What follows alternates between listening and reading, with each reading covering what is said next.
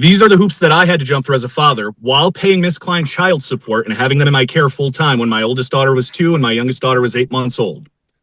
She had one hearing and was awarded way more than I ever received from her. You strike me as a man who is upset because of a principle, and I would hate to have to throw you in jail simply because we have a disagreement over principle. Me making less money than Miss Klein means that I owe her $1,300 a month. I make $16 an hour. Court is Melissa Klein and Dustin Price. That's file 11-14071-DS. Mr. Price is with us, I hear, or I see. Mr. Brzezinski, is this your matter? Yes, Judge. Could you update me, please? Yes. On June 10th, the referee recommended the defendant appear before Your Honor today for a hearing to address the issue of contempt. This recommendation was due to the fact that the referee found the defendant has the ability to pay all or some of the amount due, and payments have not been made as ordered, and that the defendant informed the referee that he would not be making payments in the future. Currently, the obligation is $1,329.37, and the balance owed is $10,391.48, and there have been no payments made since the defendant has become the payer of support. And when was that? The order entered February 20th of 2026. Mr. Price, what do you say? I mean, I don't know what to say, honestly. I don't feel like it's appropriate for me to have to pay this. I feel like I've been slighted by the courts. I feel like Miss Klein is not out for the best interest of my children, and she is only looking for a paycheck, and that is one of the main reasons why I don't have an intention to pay this amount. So tell me, other than your feelings, tell me why you shouldn't have to pay child support. This right here represents the amount of motions that I had to file from 2011 to 2014 to gain custody of my kids. During this time, Miss Klein was not present in their life. She was using drugs. She missed every single court date due to being in jail for stealing from Walmart or accepting prescriptions from Meyer that were not hers. Every time I was blocked for custody. I have written affidavits in here from people that says she took my children to drug houses and left them in the car. These are the hoops that I had to jump through as a father while paying Miss Klein child support and having them in my care full time when my oldest daughter was 2 and my youngest daughter was 8 months old. From 2014 until November of last year, the kids resided with me full time. The only child support I ever received from Miss Klein during that time or help with the children was ordered by the state because when I first gained custody of them, I was on state assistance. She never paid the full amount, only the amount she had to do in order to not get a bench warrant, which was usually paid by her father. This right here represents from 2019 a letter from her rehab, which states that she is unable to work and requesting that I ask friend of the court to discontinue child support payments so that she would not go to jail, which I did. So come October of this past year, my children were upset with me because they did not like my girlfriend, and they expressed that they wanted to live with their mother. And she immediately took that and filed for custody. And after one hearing, Kyle T. Legal said that because she asked and he does not see a reason to not grant her custody, she was provided everything, including the $1,300 a month. Now, to me, that seems a little biased that I had to go through this when she was endangering my children's life and using drugs, and I was paying her child support and she was not in the children's life. She had one hearing and was awarded way more than I ever received from her. Now, so Mr. Price, hang on. So there's a court order that says that you owe child support, right? Correct. I get it. You disagree for all those reasons. You disagree with that. So did you appeal that order?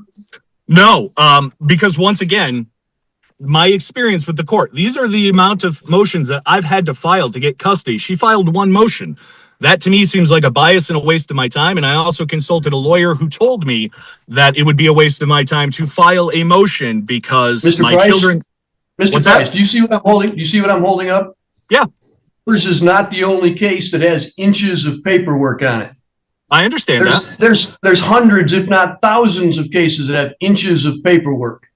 So the fact that you have inches of paperwork has no bearing on whether or not the orders should be granted. If you don't like an order, your option is to appeal. That's what that's for. You can say there's a legal reason or there's a factual reason that I disagree with the court order. But if you don't do that, then I, as a judge, have to follow the court orders and enforce the court orders. And if you simply say, I'm not doing what the court orders, that's called contempt of court. And the possibilities for enforcement of that contempt of court is going to jail and paying fines in addition to all of the child support that you owe. So I'm telling you that so that you understand what the consequences of your actions could be. Now, I don't. Go ahead, sir.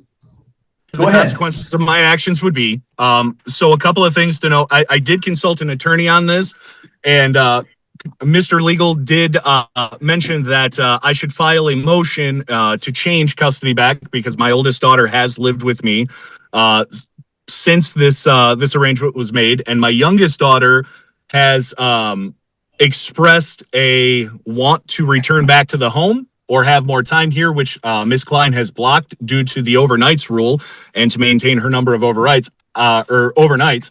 I consulted a lawyer and I was told that it would be a waste of my time to file a motion because the judgment was likely made based on the kids expressing that they wanted to live with their mother, and any changes to that within 6 months that didn't warrant a significant change would be a waste of my time and would not be honored. So I've attempted to do things the right way. You know, so and now you want to do things the wrong way? Well, here's another instance where I'm being asked to pay child support for children that are in my home. My oldest daughter has continued to live with me. She didn't live with me for a month. My youngest daughter is in bed sleeping in my house right now, and we share 50-50 custody, 1 week on, 1 week off. That's 182 days apiece. Why am I having to pay her child support when it's equal time? So have you submitted that information to the friend of the court? Is that a change from when it was ordered? No, Your Honor, can I it's say not something? a change. I do have something to say if I could just, I don't mean to interrupt. Ms. Klein, if you would put your video on, I would know that you're there so I could talk to you, but in a minute, I'll talk to you. So just hang on. Thank you. Okay. So Mr. Price, is the current court order, does that indicate that they're aware that your oldest daughter is living with you? So I just got a notice of abatement in the mail because a friend of the court took our last show cause hearing into consideration. They've appropriately acted on that new information, right? Correct. So why are you bringing that up now if you're not paying child support for that child? It's been abated. Well, it hasn't been abated yet. That's the notice, or the date on that abatement is July 16th. I'm bringing it up because the youngest child who has expressed wanting to be back in the home, and we split custody 182 days right down the middle. Why am I not receiving child support for the time that I have her in my home if Ms. Klein gets child support for the time that she's in her home? The child support is not just based on how often the children are in your home. It's also based on income levels. I make $16 an hour. Right.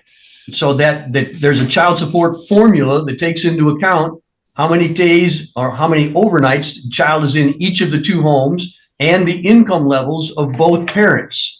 And So then it makes a recommendation.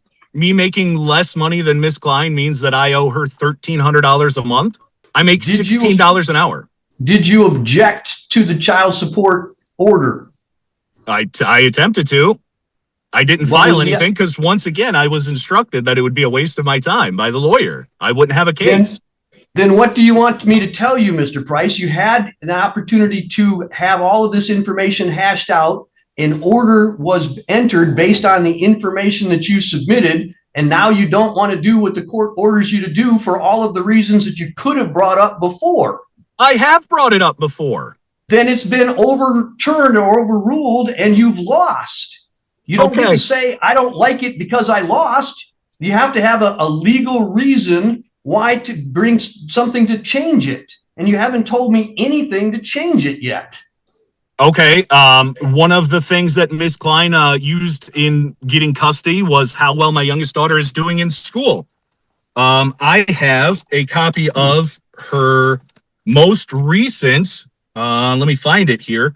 So she went from being an academic scholar with certificates and a 4.0 to her entire time with Ms. Klein having a 2.67 GPA. That denotes a decline in her academic abilities since living with Ms. Klein. Would that be enough to change it?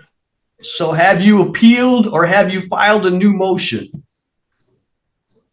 No, I have not filed a new motion. Then I can't do anything about it. Okay. Everybody's entitled to notice. That is, you have to file and say there's a reason to change things. Ms. Klein is entitled to notice of that. The court is entitled to notice of that. Then we have a hearing on that to determine if it changes anything.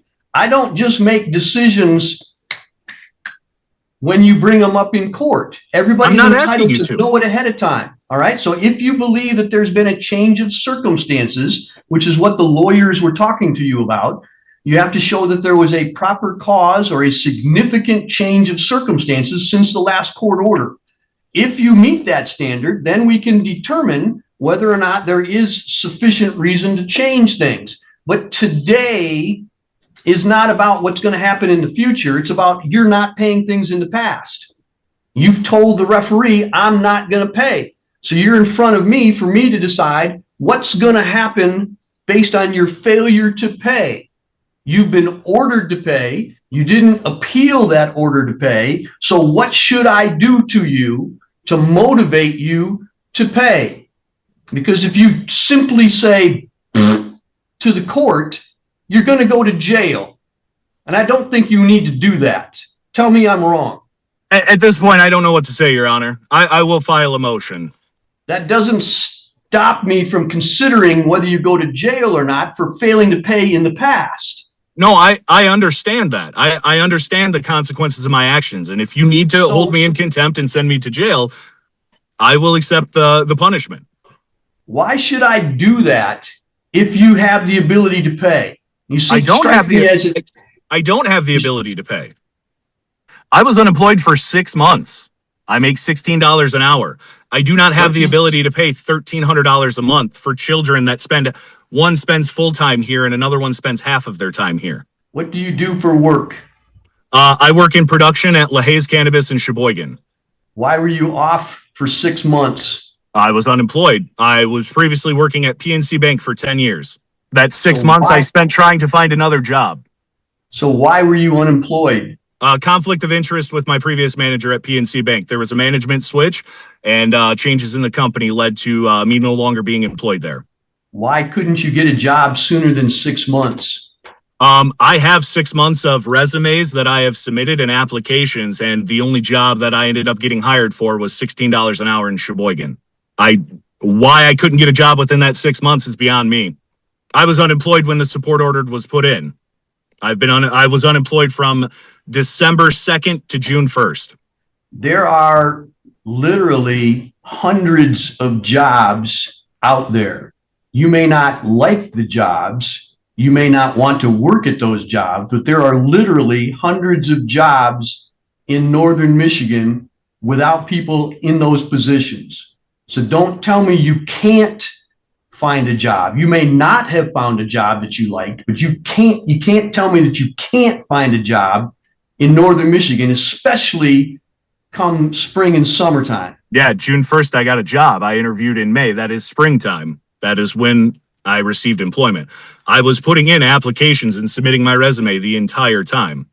Mr. Brzezinski, is his monthly amount $1,329? Yes, it is. That includes $1,142 for current support and then $187.37 for medical reimbursement. Yeah, the notice of abatement for the child that's living with the defendant was mailed on June 25th, and then if there are no objections, the abatement would be effective July 16th, and the notice was sent after the front of the court office received a written statement from the plaintiff identifying that that child was with the defendant. And that abatement would be how much? That would change the current support obligation to $889.37 a month, which includes the $187.37 for the medical reimbursement. Would that amount include the amount towards arrears? It does not. What would be his total after the abatement with the amount included for arrears? I don't believe we have an ordered on arrears on this case yet, and the abatement wouldn't be effective until 6 days from now, so the balance would be relatively the same if no payments come in. Ms. Klein, you indicated you wanted something to say. What do you have to say to me now? Oh, I was just gonna comment on, when he said he was paying I was just gonna comment and say that I had wrote a letter to friend of the court asking them to stop payment on Emma because she is no longer living with me. But then you guys ended up clearing that up. And then, so Allison is, it's 1 week on, 1 week off during the summer, but when school is in session, it is Thursday to Sunday every other week. But that was all I was gonna say. All right, thank you. So, Mr. Price, I understand that you are now employed full-time, is that correct? Yes, sir. And you have one child living in your home, which you're going to receive an abatement for beginning the 16th of this month. Yes, sir. You're making $16 an hour, is that correct? Yes, sir. Who else is in your home besides yourself and the one child? Just myself and the one child. Any other large payments, rent, loan payments, anything like that you have? Mortgage payment, $944.72 a month. A home equity payment in the amount of $295.17 or so a month to pay off expenses of being a single dad and raising the kids myself. I also have car insurance in the amount of $228 a month. I pay both children's cell phone bills. That comes out to, I believe, $173 a month. I also have to, my oldest daughter is starting Michigan State in the fall. I need to pay $4,000 for her meal plan, along with any other incidentals that she needs. And then normal utilities and groceries. Normal utilities would be a couple $100 a month. Yeah, I think it's like $100 for Spectrum Internets. Our heat is maybe $58 a month. Electric's about $230. Water bill of around $40 a month. Any other debts or obligations? I have a host of credit card debt, once again, from raising the kids as a single father that I'm unable to pay right now, so I didn't include those in the calculations. Mr. Price, as far as I can tell, the last dollar amount that you was put into the calculation for child support has you grossing $43.80 a month. Does that sound right? Yeah, I was still employed at PNC at the time of our hearing, so I believe that was my income at the time. What were you making in comparison at PNC to what you're making now? I believe it was $27 an hour plus commission. You're now making 16? Yes, sir. I'm still looking for additional or other work that will pay more. This is just to cover bills in the meantime. I'm still submitting applications. Obviously, $16 an hour isn't enough to support. All right. And so it would appear to me to be appropriate for you to submit new information to the friend of the court. Yes, sir. As to your current income information to see if the information that you've given me today is correct. That would seem to meet the threshold for making a new recommendation as to how much money you would owe going forward, which would relieve some of the high price that you're looking at now. So can you do that within the next 14 days? I took today off of work for this, so I can go up to friend of the court as soon as we end the call. It's just, I live on Sheldon Street. It's just right up the road. I will go in there as soon as we end the call. All right. So if you would bring with you your current income information, check stubs and dollar amounts or whatever verification of that you have. It's all on the Gusto app. Would that be acceptable? They do everything payroll all on the phone at my new employer. Mr. Brzezinski, how would you like to get that information from Mr. Price? He can either print that off and drop it off, or he can email it to the FOC email, which is foc@otsegocountymi.gov. I think I might already have that written down somewhere. I don't have a pen on me right now, but I'm sure I can get it from the office when I go up there. Correct. So let's do that. I'm going to ask the friend of the court to conduct a review based on the change of financial information that you have, so that we can have an updated amount towards your child support that meets your current needs. Yes, sir. And then if you change again in the future, if you get a second job, or if you get a raise, or if you change jobs, as soon as you're aware of that new information, bring it to the friend of the court. There are guidelines that they use that are applicable throughout the state of Michigan as to how much of a change warrants a change in child support, how much doesn't warrant. So if it's just a small change, you may not change anything. But if it's a large change, such as going from $27 an hour down to $16 an hour, that would be sufficient to trip the change threshold. So I'm going to ask that you do that so that you can have an accurate current amount that you owe. In the meantime, I need to have a payment from you of some dollars, and I'm not going to tell you exactly how much it is because I want you to work it out yourself. All right. But so that I don't need to put you in jail. You strike me as a man who is upset because of a principle, and I would hate to have to throw you in jail simply because we have a disagreement over principle. Right. Yes, sir. So I'm trying to work with you here, but you need to help me out. Child support is owed. You may disagree with why and how much, but child support is owed. The kids have bills. Between the two of you, you got to come up with these amounts, and the law is the law. I can't change it. Neither can you. You may not like it. I may not like it, but it has to be enforced in a proper process. Okay. So I don't want to send you to jail simply because you're upset with the system. So if you make some payment and continue to make some payment over the next month or two, I will not put you in jail for contempt of court. In the meantime, I want you to submit your information to the friend of the court so that they can calculate a current, accurate amount that is owed. And then if you disagree with that amount that they recommend, you can object to it and we can have a hearing on it. And then I expect once all of that is settled, then you can begin to make your monthly payments in full on a regular basis. Or at least you'll have the opportunity to appeal all of that. Or maybe there will be some change in custody. I don't know. But right now, simply saying I'm not going to do anything is going to force my hand and make me send you to jail. Do you understand all of that? Yes, sir. All right. So I'm giving you an opportunity to kind of get things right, make some payments. And I'm not going to tell you exactly what that means, but it means a good faith. This is as much as I can do right now kind of payment.